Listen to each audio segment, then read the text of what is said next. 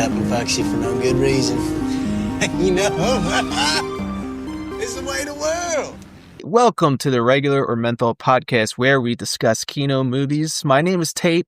My co-host here is Chris. Hello, folks. We give our thoughts on the movie, our experience with it. Then we discuss specific scenes that we liked, followed up with our very own Kino rating. Today, we are discussing the 2007 movie Smokin Aces. Mm-hmm. Huge names here: Ryan Reynolds, Ray Liotta, Jeremy Piven, Ben Affleck, and many more. King, how you feeling?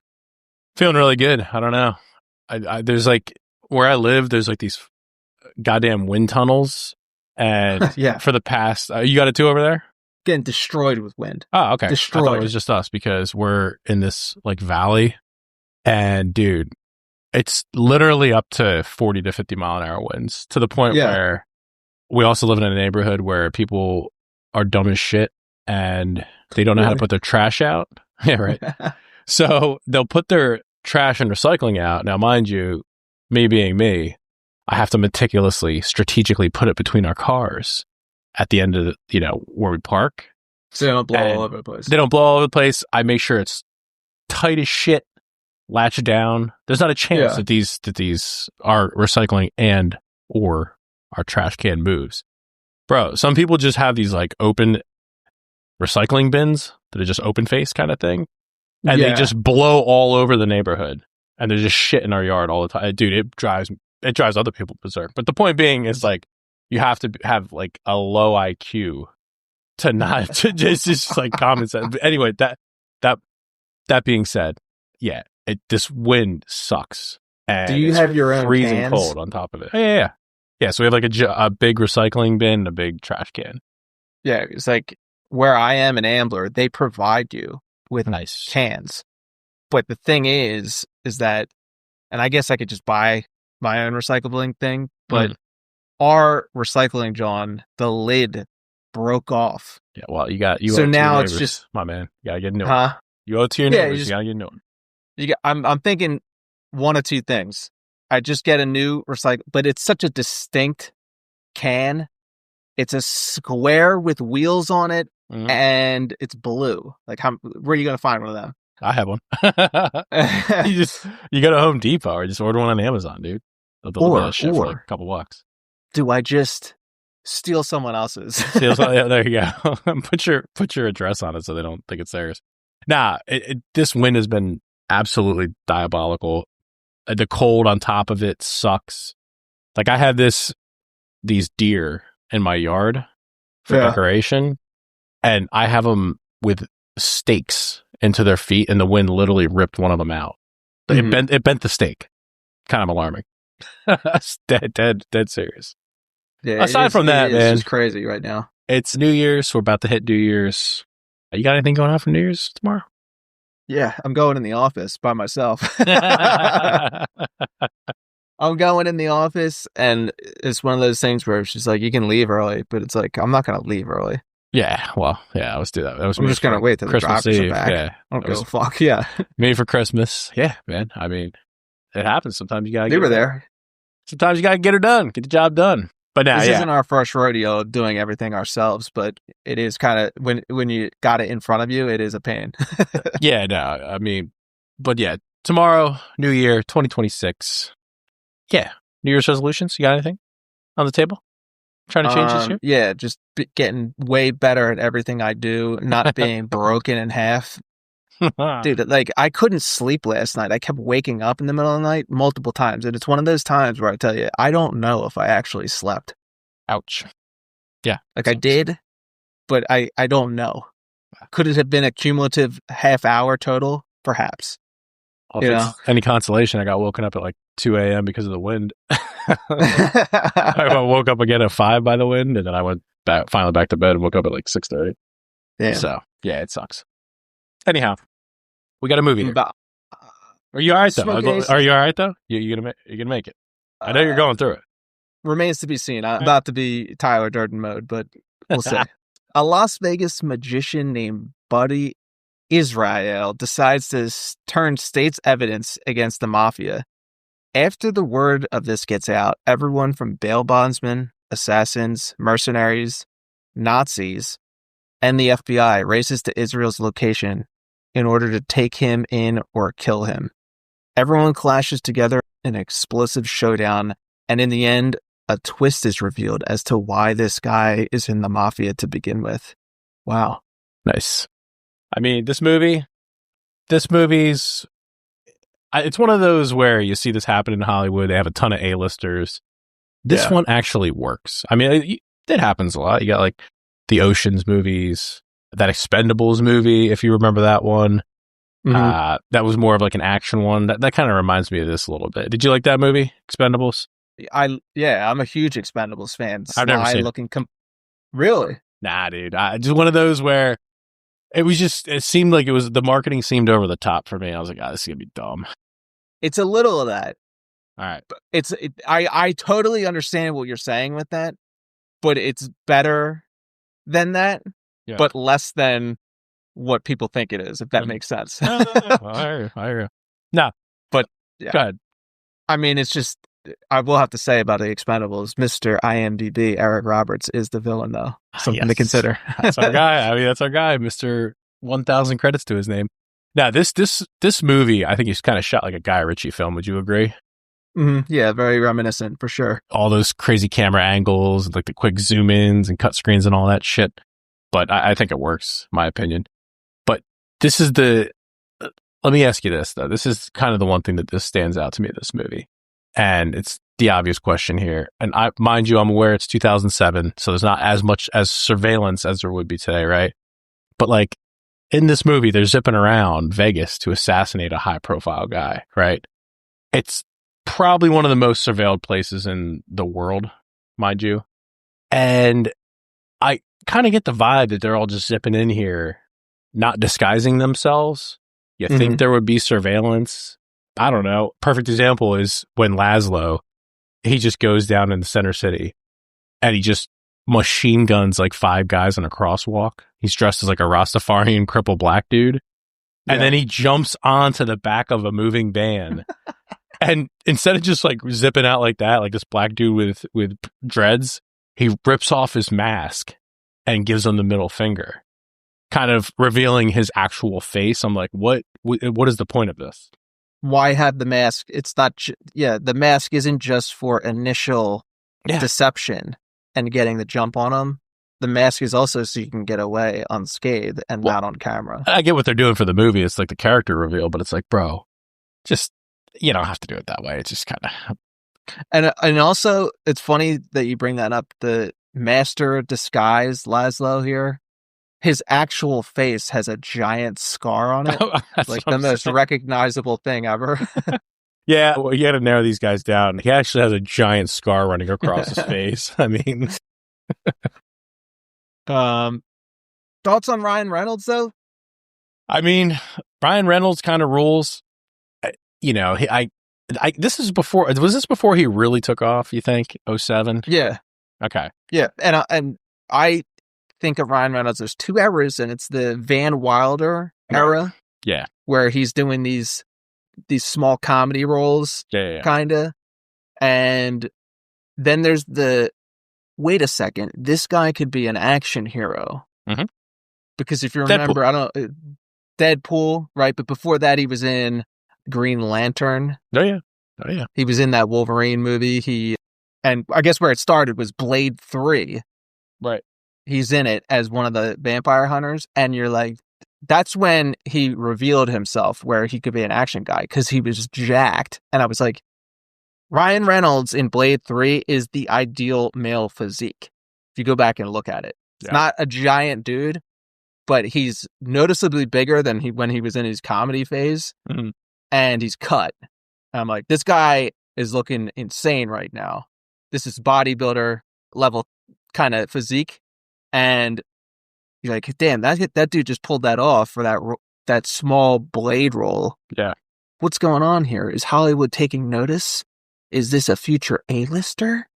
And then he does this movie and stuff. Well, side note on physique is, they have the 3 neo-Nazi guys in this movie, and they're shirtless in the elevator scene there. And they're it's Chris Pine and that other tall dude who's awesome and everything. And I forget who the third guy is, but they're kind of thin and just kind of cut. It's like 2007. We always talking about physique, and now it's just like overly steroided out. But you have this '07. These dudes are shirtless and they're just kind of shredded. Is kind of the look at this time. Anyway, I think it's a better look for what these guys are doing. Yeah. You know, like I don't understand. I guess if you look at Delta Force, are they really roided dudes back in the 80s? Right? I don't know. They're more the scrawny, just super tough guys. Yeah. I don't know if that makes any sense what I'm saying, but these guys are killing people with guns. So no, yeah. Ryan Reynolds, I like. I don't love him. I think he's a sound actor, but there is a lot of Ryan Reynolds hype, and there has been. I think Deadpool obviously, gave him an elite status, very likable. But actually, if you know that whole story, I guess, what was that movie who's he married to again? Your wife. Yeah, right. Blake Lively. Okay, that's like my favorite actress. Okay, so there was something where I guess she was doing a movie with this one director. I saw this like a while ago. Apparently, like she was bitchy on set, and then he kind of came at the dude and white knighted, and he was like, "Oh, don't you dare talk to her that way." So, from what I gather, he can be kind of a douche. I don't know, but that's who really knows. Point being is not my favorite guy, but I respect him. And actually, in this movie, he plays a more serious role. And actually, I kind of think he does a good job in it. For sure. So, it's weird to say, but you're like, this might be Ryan Reynolds' best acting role. Right. So literally, it's true. I mean, yeah. First time watching this, you remember? Boy, it must have been a year or two after it came out, because I feel like my brother had it on DVD, and not much really to say about it other than the fact that there used to be an era of people just owning physical copies of DVDs. Oh yeah, absolutely. And I kind of missed that time. I don't know why, really. I can watch a movie anytime I want on my computer. Right. Any movie in the world. You got to go through the whole process of putting the disc in, finding it, taking the other disc out. You missed that? But the ritual of it, I don't know. Fair enough. Yeah, I think I was probably right around 2007, 2008 when this came out. Wasn't really big into movies at that point, but I was just remember this being this badass movie with guns, just pure entertainment kind of thing. But the storyline in this is pretty decent. It's fleshed out pretty well, if I say so myself. Literally me character. Who you going with? I mean, I have to kind of just say that Buddy Israel is the literally me character in this movie for me. Because, I mean, I don't know about you, but I've had like a number of benders where I'm up the next day hungover, and I'm just kind of like, dude, what the fuck are you doing with your life? And fair enough. I think that's the only guy you can really identify with in this movie is him and his kind of just depressive, like, meltdowns that he has. He does, dude. He absolutely does. I think I'd have to go with Laszlo here. I mean, the guy is just OCD'd out of his mind. This is me. Very meticulous with his preparation, which is also me. Other than that, I'm probably the only one that really spoke to me. Getting into these fun facts here. In a rare speaking event, filmmaker Terrence Malick has stated that this film is very well directed and became one of his favorite films of all time. I don't know about you, if you're a Terrence Malick guy, it's kind of my dude. Respect. So the fact that he loves this movie makes me feel like I'm not a complete idiot. I mean, it is an interesting thing for him to be like, hey, of all people, right? I really like, like, Terrence Malick. I really like Smokin Aces. It's true, dude. Because it's not like this is Citizen Kane or anything we're talking about. Right. But it's a good movie, man. I think it's a good movie. The way it's shot, there's a lot of things about it that a filmmaker could be like, oh, I like that, Writer-director Joe Carnahan needed to fill the role of a speed freak neo-Nazi when he fired Michael Shannon for being rude to a costume designer. Within 10 seconds of Chris Pine starting his audition, Carnahan was sold. What do you think about that? What's intriguing about that is that Michael Shannon was fired. Right. But imagine Michael Shannon being in this role. It would kind of be fire. It would be, dude. Chris Pine in this he kills it. Unquestionably my favorite part of this movie. Oh, yeah. out of everything.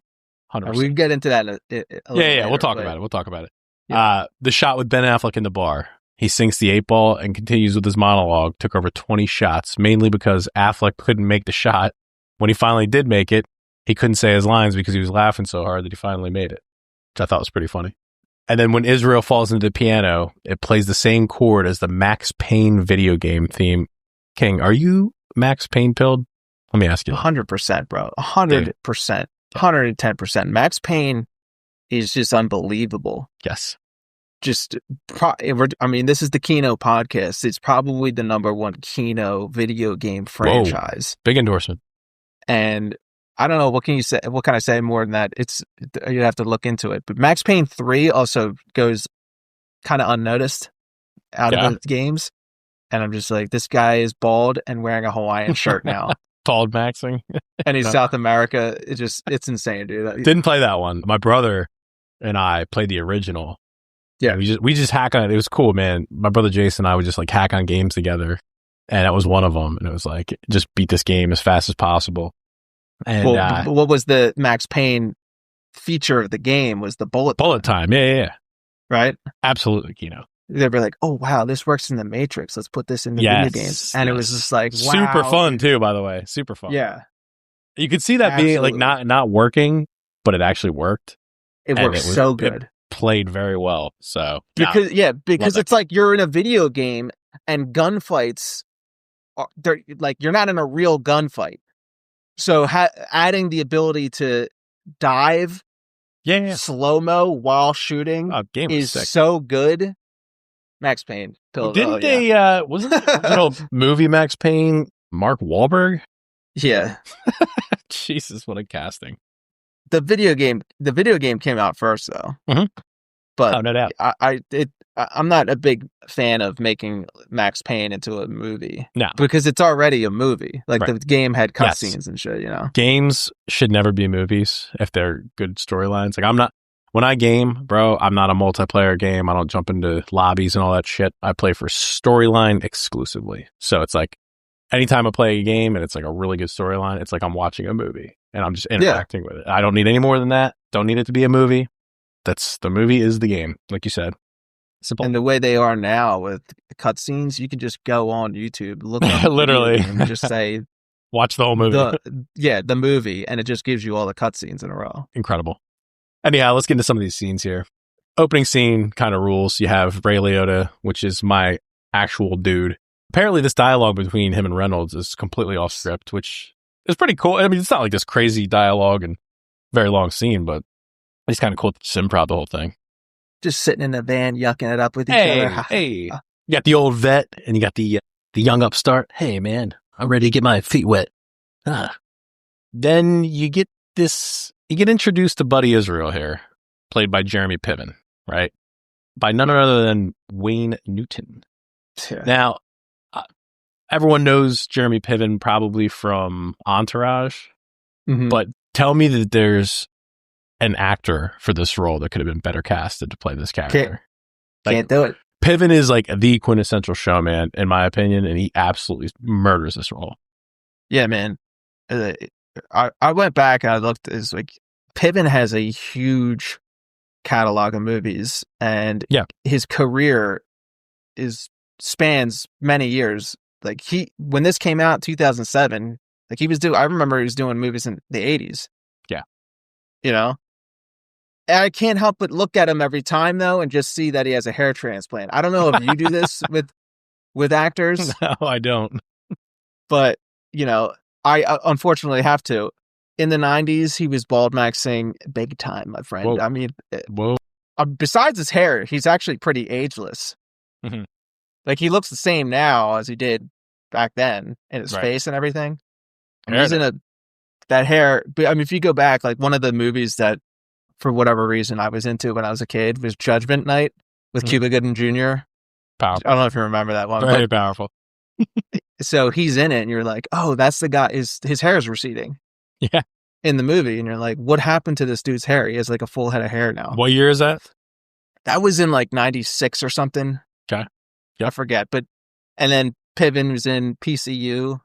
Mm-hmm. Everyone will remember this because if you're a millennial or whatever, and you turned on Comedy Central in the early 2000s, Yeah. there's about a 30% chance that PCU was on. I love it. There's, even today, there's like that, whatever stations I can't think of, like FX or Paramount, and they'll just have at certain times of the day, just like a movie that you can just expect to be on there. You just routinely see it. 100%. And it's funny you say that, because that used to be watching TV. That was the appeal of cable television back in the day. Mm-hmm. Was you turn like the USA Network on, and there could be like a good movie on. Yeah. You know what I mean? And people did, I mean, we don't really do that anymore because we have the internet. Right. But that was like a thing. There was a time period, let's say like late 90s, early 2000s, where cable TV was mandatory in your house. Yeah. It wasn't that expensive, and you could just watch the USA Network or TNT, TBS, right? Dude, and it's so funny because now it's even just streaming this movie, I jump on Hulu, I'm like, okay. And then it prompts me, it's like, oh, you need the Stars extension. Yeah. Bro, it's Amazon, Apple, Hulu, Netflix, like YouTube TV. It's like, bro, they're trying to squeeze. They're trying to squeeze us. Every penny they can out of us, aren't they? I refuse to play any kind of ball with any of this stuff, because the point of getting all these things was to cut the cord and get rid of cable, right? Now you have to buy all these subscriptions. It's You're like, paying nah, more. I'm good. You're effectively paying more. Like, we have YouTube TV in our house, and that reminds me the most of cable from back in the day.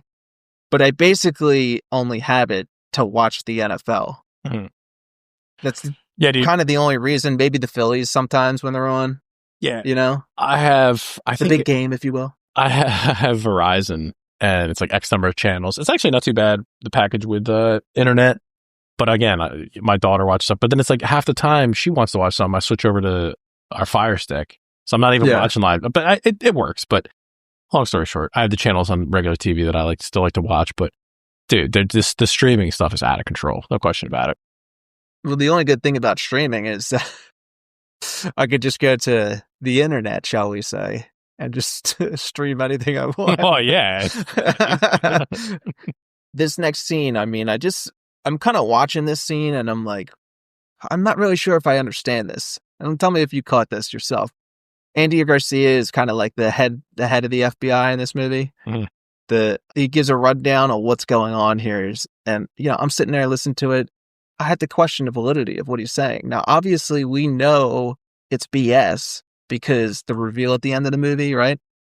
But even without that, it's like, you want me to believe that this guy, Buddy Israel, just ascends through the ranks of the mob and then divides it by having a faction go for him and the other faction going for, the guy, Sprazzo. Yeah. Whatever. It's like, how does that work exactly? Yeah. You make a good point, FBI, right? Yeah, like, why isn't the FBI questioning this story? Dude, it's so dumb. This guy is just like a regular entertainer, a coked out entertainer, a magician in Vegas. Like, he's not even, what's the popular guy's name at this popular magician guy for like the longest time in Vegas? Yeah, David Copperfield. You got Chris Angel. So he's like one of these guys. Mind freak. Like, yeah, is the mob going to split with the FBI or because of Chris Angel mind freak? I don't know about that, but yeah, it is kind of goofy. They do like a minimal job of explaining it, where they're like, "Oh, Buddy Israel thought he could, he was a gangster, and he started doing like armed robbery." Lazy plot hole, lazy writing just to get them to that final piece where it's like revealed that it's his son. But even more disgraceful than that is Andy Garcia's, like, he's got this Creole somewhat style. Yeah. Like, it's like a Nick Cage-esque caliber, like Creole. I don't even know if you want to say Southern accent, but yeah, he's got some weird accent, and you're like, why? I hate it. Why, dude? Just be just speak your normal accent. Just be from New York, dude. I don't know. It's so weird. Listen to this though. Hero actor of the movie. I don't know. There's a lot of great, dude. Even the small roles in this are awesome. That's the great thing about this movie. It's like, I mentioned it before. You have all these big names, and probably helped with the marketing of this. But dude, even the B list actors and then just the extras do a very good job in this movie. But for me, hero actor, cut and dry, Curtis Armstrong plays the character of Morris Mecklin. All right, he's Israel's business manager and lawyer, but he's like this high-strung dude. He's insane character, which I love. Do you know who I'm talking about? Yeah, he plays Booger in Revenge of the Nerds. Yes, Booger, yep. If you, This is my guy in this movie. Super small role, but he kills it. Yes. Because he's like flipping out on the phone or whatever. Super high. Like, wait a second, is that Booger? He's like, oh, we punched the tail. We touched the tail. It's not going through. Killed us. They killed the tail. And I want to just point out an honorable mention, though. It would be Jason Bateman. It's like big time. He has this raspy voice, and he's like this scumbag lawyer in the hotel, and he just really sells it. He's like this high strung, like speed, like druggy type dude, and I think he kills it, man. Jason Bateman rules. This is another case. There's a lot of this going on in this movie where there's random stuff thrown in. Not really any explanation why. One of the things thrown in here is that he's some kind of sex freak. Yeah. Who's all self-deprecating. He's got herpes on his face. Yeah, the furry mask. Yeah. Yeah, and you're like, what's going on here exactly? Better left unsaid, obviously. But yeah, Bateman. This is Jason Bateman. Yeah, like, exactly. Was this before he kind of took off? Family friendly Jason Bateman, couples retreat, all that. Yeah, that Jason Bateman. That's what makes it great, dude. He's like, I just love the way he's like so quick with his delivery, and he's like, "Does that guy give me the hairy eyeball?" It's like, nah, dude, just relax, focus what's in front of you. But no, he absolutely kills it. One of the best scenes in this movie, though, for me, is when the Tremors roll up to Affleck's crew, and just like they pull up and they stop and they come backwards into frame and they just mow him down with this machine gun, right? Yeah. I just think this is actually it's such a mundane scene, but it's like really great because it's like you have the first 30 minutes of this film where Affleck is like describing all these characters, and you seemingly think he's like one of the main guys in this movie, right? And then he just gets murdered just like that, which is pretty cool. Just genius writing. And I'm assuming that Affleck was probably a big name for the marketing of this. So it's like, right, kind of like one of those Game of Thrones things before Game of Thrones, where they just kill off the favorite character. The main character, yeah. That was pretty for cool. sure. And then on top of that, the scene where he rolls up at the end, Chris Pine, and he like goes up to his face when he's dead, and he's like doing the lips, and like he's talking. Yeah, I love that. I did crack up every time. It's so weird though, because you're right, and I agree with you here. Where it's this kind of random scene, this small scene here, but there's a lot going on, and they make it a better scene than what's on paper. The acting of the guys, they're standing around the car talking about their plans, and the car rolls by, and their response is basically like kind of just, oh, there's some weird car going by. Yeah. You know what's going to happen, but, you know, I love the nonchalantness of, they have to act nonchalant as this car goes by. And I don't know why this stood out to me, but the way they acted in that spot where they have to act like it's just like some weird car going by. Yeah. We, the audience, know what's about to happen. They're about to get mowed down. Also, yeah, like, you know, Chris Pine, what is going on here with this character? He goes up and just starts moving his mouth and everything. Ben Affleck's mouth. Dude, I love that shit. So like, is he remorseful underneath this whole Nazi gimmick that he has?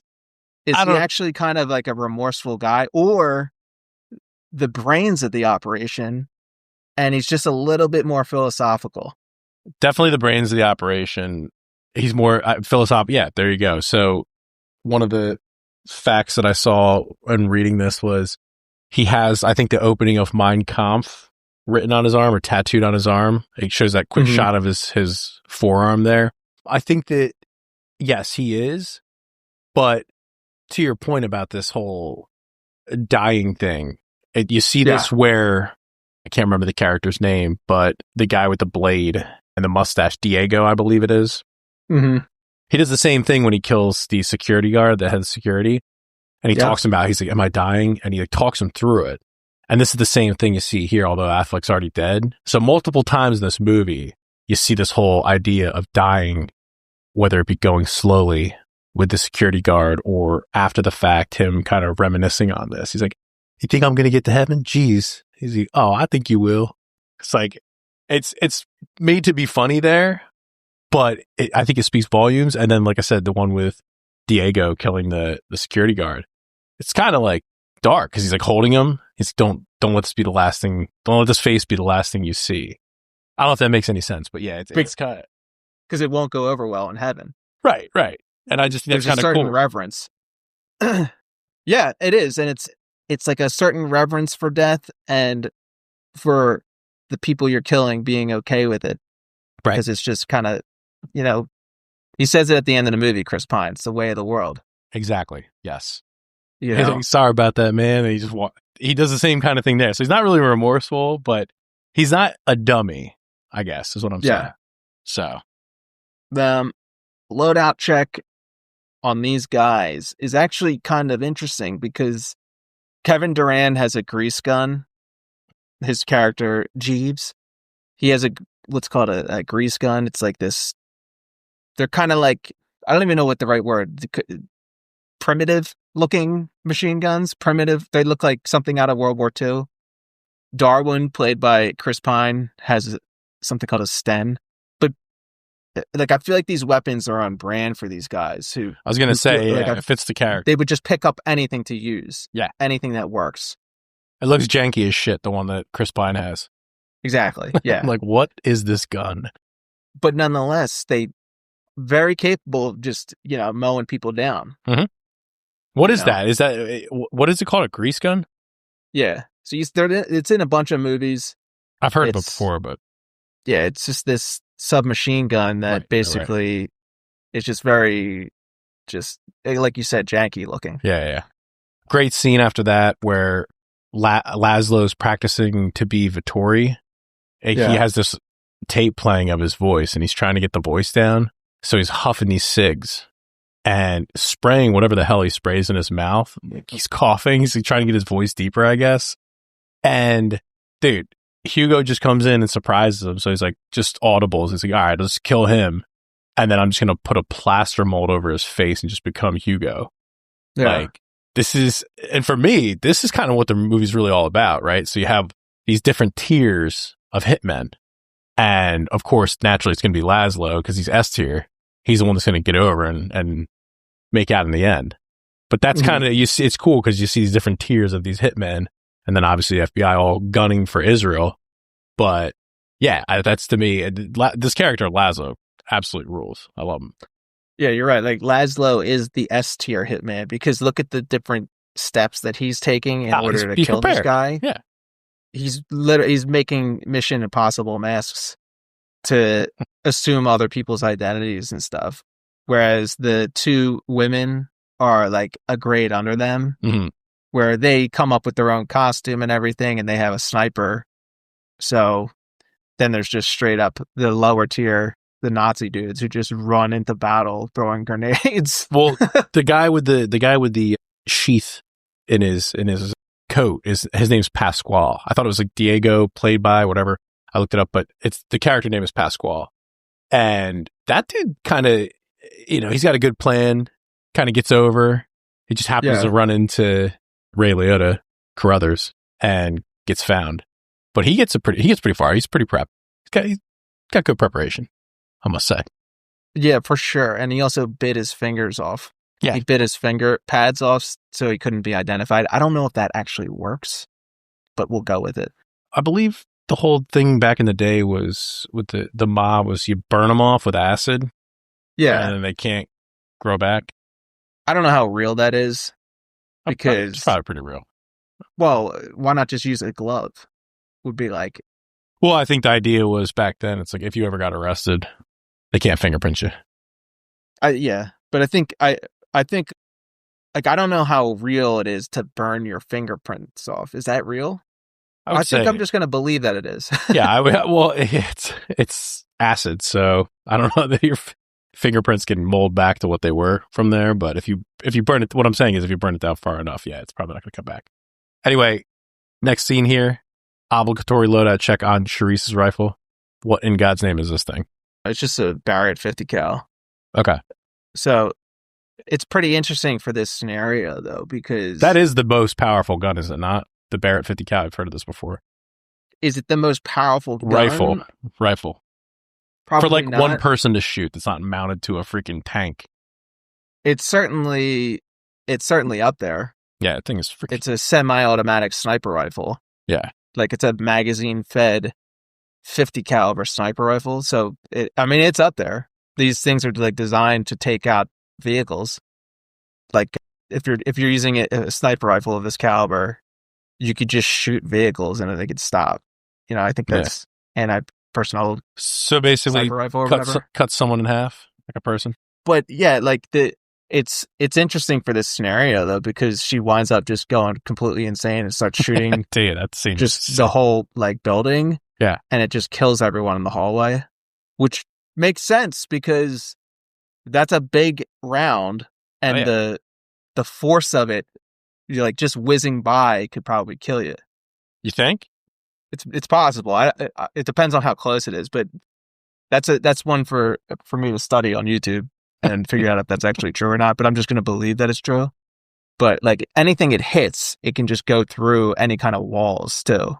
So it doesn't matter about like any kind of, you're not going to take cover from that. Yeah, dude. I will say to that scene that you just referenced where she goes berserk and just starts shooting up, that the effects that they have and the set piece that they have on that, it kind of rules, man. They did a phenomenal job with that. It just seems like these bullets are breaking into the wall. Like I just like all the glass shattering. They do a really good job of that. That's the other part of this movie that I think deserves respect is like, just the blood, mild blood, right? That you see in it. Again, just the special effects, practical effects, and the sets are all just very well done in this movie. Respect. One of my favorite things about this movie, and tell me what you think, is that Buddy is just getting more and more strung out on coke through the whole movie. Yeah. Camera throughout the whole movie just keeps cutting back to him, and he keeps doing these quick bumps real quick. And I have to ask myself, like, is Piven the best all-time coked out maniac in film? I can't think anyone better. Well, obviously, it's the Tony Montana is like the popular one. Sure. But no, dude, trust me. This character, this is one of my all-time favorite characters, Buddy Israel. So it's like... But this seems more realistic than Tony Montana. Way more realistic. And yes, this is, again, why I referenced Guy Ritchie's style. Like you have these, like I said, or like you just said, these quick shots where it's like him coked up and then they'll like do a quick kind of like side swipe very fast, stop on him. Same kind of vibe. But yes, it's pretty awesome. Yeah, I would say that personally, I think he might be the best all time coked out character. Yeah, but I think I have to give him the title. This next scene where Hollis makes his way to this random house, and you have the grandma with the ADHD kid. Yeah, it always just kind of like annoyed me, right? I don't know why. Yeah, it's kind of like a dumb little thing they throw in there. But it's like so random that I can kind of appreciate it. It's like, oh, let me just have this where this dude who is like set for, it's one of those just, they fleshed out this side storyline, the side quest of the one dude who got away from the neo-Nazis and like shoots him in the end. But I just don't like this. It just annoys me. This whole, I think it's too long. That makes they needed some way to show how he gets to the car garage at the end. Yeah. And they didn't have to flesh this out as much as they did. They did. They fleshed it out. But they did. And I kind of appreciate it just for the weirdness of it. But again, going back to the idea of they just throw a lot of weird random stuff into this movie. Which I do like. Which I do like. I can appreciate for sure. Yeah. There's just something about this kid though. Maybe he reminds me too much of myself when I was a kid. There you go, dude.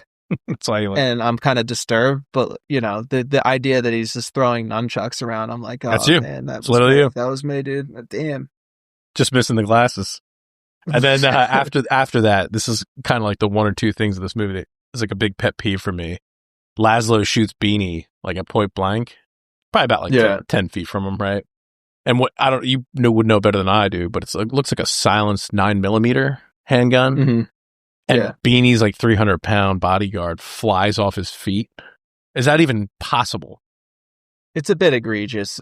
What would happen would be the bullets would just go through you. Literally. It's like not enough force for it. Now, if it's that 50 cal, I mean, if the 50 cal hits you, it's gonna knock you off blow your feet. you up. I don't know if they actually will make people fly backwards like they show in movies a lot, but a 50 cal hitting would probably just blow you up. Yeah. Where they do it a lot, you'll see, we discussed the movie Face Off. This comes to mind. Mm-hmm. They do it in Face Off a bunch. Is where someone has a shotgun and they turn and shoot someone with a shotgun, and it's like they're attached to some string, and the string pulls them. Yes, it's kind of like the same effect we're talking about, but it's even more egregious when people in movies shoot people with shotguns. And yeah, every time you'll say it, you're like, why are they doing that? For dramatic, it's over the top. It's unnecessary. And the thing of it is, you know, like I keep comparing it to like a Guy Ritchie film, but yeah, it's sometimes they are a little over the top, but this movie is serious enough that it is like one of those one or two things where you didn't need it. It just didn't need to go down like that. That's like, I just kind of cringe a little bit when I see that scene, but it is what it is. I have to live with it. Epic shootout here between Carruthers and Pasquale. I like the camera angle here from like the top down, and then let the lights go out in the elevator, and it's getting lit up by like the gunfire. Just very, very smart choice in shooting that scene. And then it's like right after that, you have the Tremor brothers lighting up cigs and like these flares. So now it's like this red hue to it, but it's like from the underneath up camera angle. So it looks really sick. Nice little transition. Yeah, they do a lot of that in this movie where they cut from one scene to another, and there's some kind of thing in each scene that relates to the last thing that they just cut from. And like in this, they're shooting each other, boom, boom, boom, and then it cuts, and then it's like a similar thing going on in the second elevator, right? The thing about this shootout between these guys, it always gets me, is it's one of those scenes where someone feels their instincts saying something and they kind of ignore it out of not knowing 100% yet. The guy sees his fingers are burned off, and you can see in his face like, oh shit, that's the guy, that's the assassin. And then he keeps asking him these dumb questions that don't require a real answer. It's dumb. Because he already knows, but he doesn't just pull his gun out. Yeah. And you're waiting for him to pull his gun out. Like, all right, dude, freeze. Yeah, it's not as good in this movie, but it's a scene where it's very realistic, because you have your instincts telling you one thing, but it's impolite to just pull your gun out on someone. True. You know what I mean? Like that's really what it's about. And I think they do that in Girl with a Dragon Tattoo and Wind River. Yeah. Yep. And it's like, dude, talk about a crazy scene, Wind River. Oh yeah. Why are you flanking me? Why are you flanking me? Hey. Yeah, exactly what I'm talking about. And it's that kind of fear where you're like, your instincts are screaming at you, pull your gun, but you can't do it because it would be impolite. Yeah. That's why he dies in this elevator here, you know? What's that little gun that Pasquale shoots out? Like that little... It's called a Beretta Bobcat. Okay. It's a tiny little gun, and they're used for they're used for pocket carry. Okay. Which is something that I really need to get into. They're these tiny little guns that you just put in your pocket, which sounds kind of dangerous or whatever, but you know, there's like different holsters and whatever made for the situation. But the point is, you know, you have a gun, right? Yeah. Are you bringing it around with you all the time? No, it's too big. Like, yeah, exactly. So like, the point is basically, the more apt you are to put a gun on your person, the more likely you'll actually do it. Yeah. I don't think, like, if it's a tiny little gun, it is better than nothing. What caliber is that Bobcat? The one in the movie is 25 caliber. I think they also have ones that shoot 22 long rifle. I'm not exactly up on those little Bobcats. Who is? Nah, it's just... I think those calibers like 22s and stuff are like super tiny. Yeah. Don't I think if you're going to do a pocket carry, you do 380 at the minimum. Yeah. It's like a BB gun. Folks, BB, it doesn't even pierce the skin. And then you have the scene in the movie for me, personally. And I must say, I've watched this movie, I don't know, a handful of times. But this scene I may have watched randomly in the dozens, if not more times. And it's the scene where Buddy Israel gets the call from Mechlin. They killed the deal. They killed the deal. And it's just, dude, it's so good with the lighting of this, because it's like he's looking up, and even before that, you see this reveal earlier in the film where Buddy is in his penthouse and he looks up and he sees the light shining down, and he says, fuck you. And he puts on his glasses, assuming he's speaking to God. And here we are again, the light shining down. It's like his final judgment, right? And he looks up and he's got this tear rolling down his face. You got the music playing, this like somber music. Everything is just perfect, right? His eyes are bloodshot, and he just drops the phone, and he knows that this is it, right? He's like, what are you talking about, man? We got it. No, we got it. And he's like, they killed the deal. It's done. And he knows that at this point he is completely fucked. And it's just, you've seen this natural progression of him at his highest, the beginning of the movie where he's beloved and, you know, in Vegas, and it just works his way down, and he's done, right? And I just think it's so well shot, dude. It's such an awesome scene, dude. And like we said before, I think Piven might be one of the only people that can pull this off this beautifully. But this is the scene for me of this whole movie. I love it. Yeah, he looks super disheveled, like just coked out of his mind, sweating. Yeah, dude. Dark circles under his eyes, and he just realizes that it's over now. Mm-hmm. And he puts a gun. Oh yeah, there's that whole part, right? And he's about to kill himself, and then he kind of just passes out instead. Yeah. But the thing that I like about it is he's putting the gun up, and he's kind of like looking up like to God, and he does this little thing with his hand as if this is his last dance. Yeah. This is his last act on earth as a showman, you know? Mm-hmm. And then he just never goes through with it. He just passes out. But very incredible scene. He's crying. Yeah, it's just it's just a super powerful. So it just has weight to it, man. I don't know. It's just the best way I can describe it. Really love it. Followed up by the shooting scene where, like I said before, Charisse has this fucking anti-aircraft gun. It seems like this 50 cal, and it's just like, I just love the booming sound to it. Like you said, you had that whizzing of the bullets going by, the glass shattering. I'd already mentioned it before. I won't beat a dead horse, but it's like, dude, they just really make the set look really awesome. And you get that panic of all these dudes zipping around. Like they don't know where it's coming from. And she's freaking out, just like mowing rounds into the side of this building. Kind of alarming.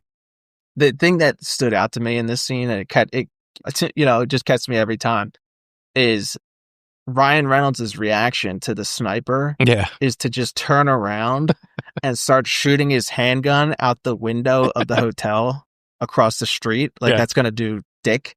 Aside from hitting random people who are like innocent. Yeah. It could be shooting completely random people. The sniper starts shooting again, like a second time. Mm-hmm.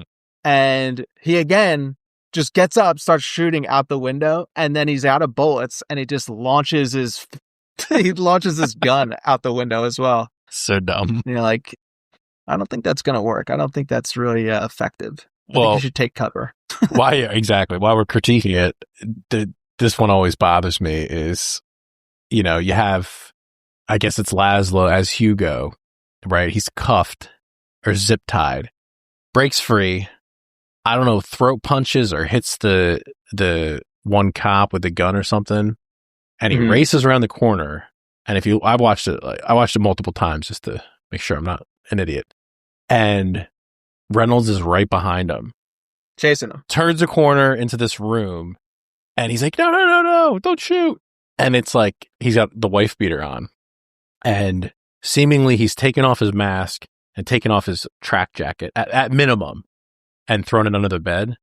Now, A, there's no way you can do that in that amount of time. Yeah. B, one of those 5 to 10 dudes running after you is going to stay behind. It's just their training and be like, okay, let me just secure this room and whoever the hell this guy is, right? Mm-hmm. And whatever information he can give us.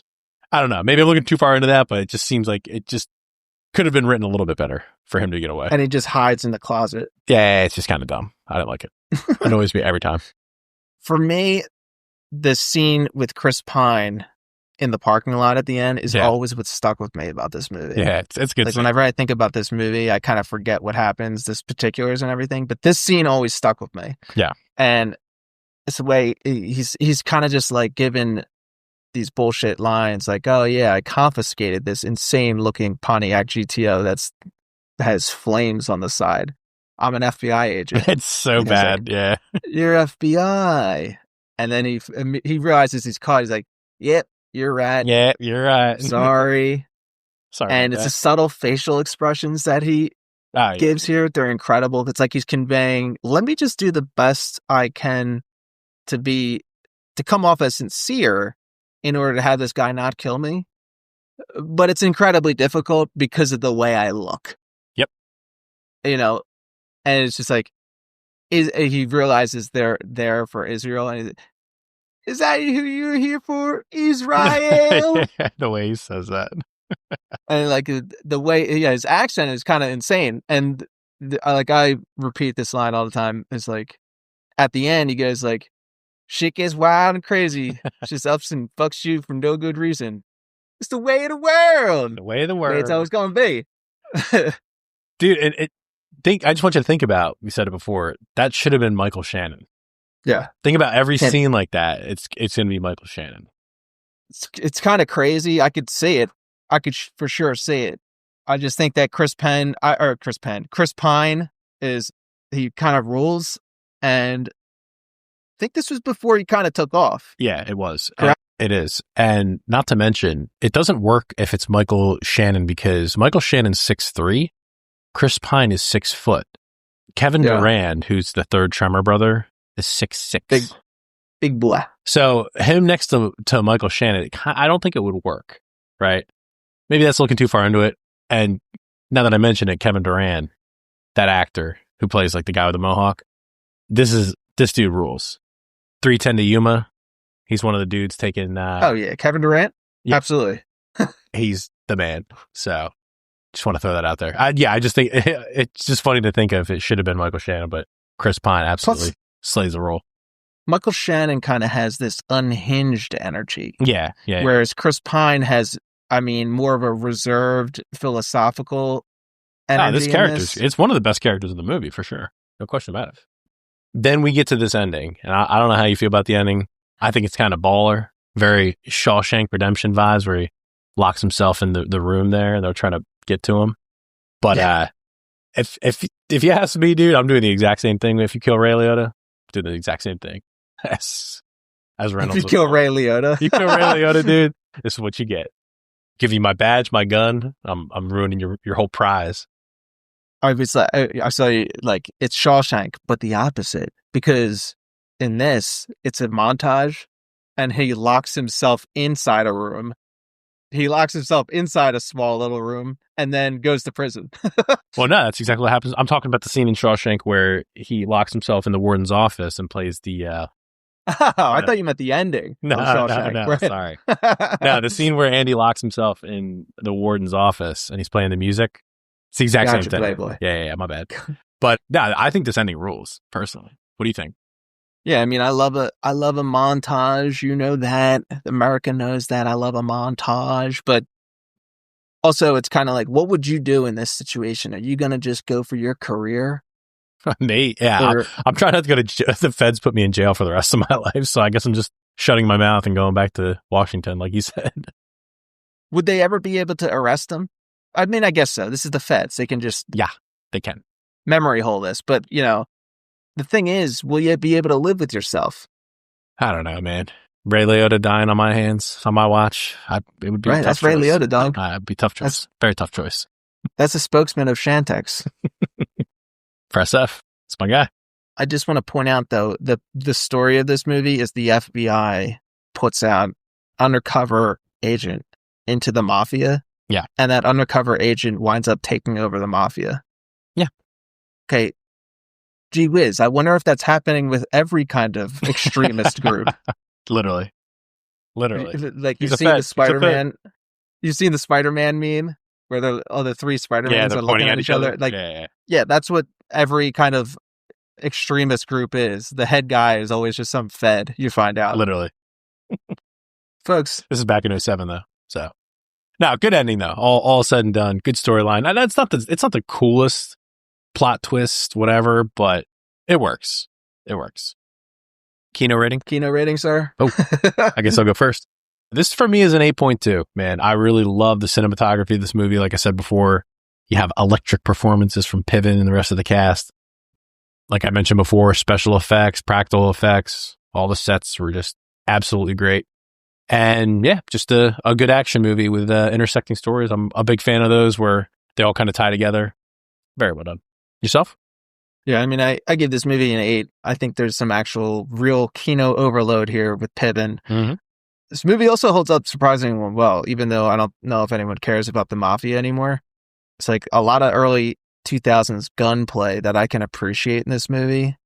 And also, I just think that Chris Pine rules in this, even though he's got like only a couple lines. His outfit just rules with the goggles. And just chewing on a chicken bone the whole time. Yeah. It's a likable character, man. It's a fun character for sure. Yeah. Anyway, what do we got next week? A movie called Snow Angels with our favorite actor, Sam Rockwell, again. Mm-hmm. We're covering him again. Again, folks. Till then, catch you on the next one.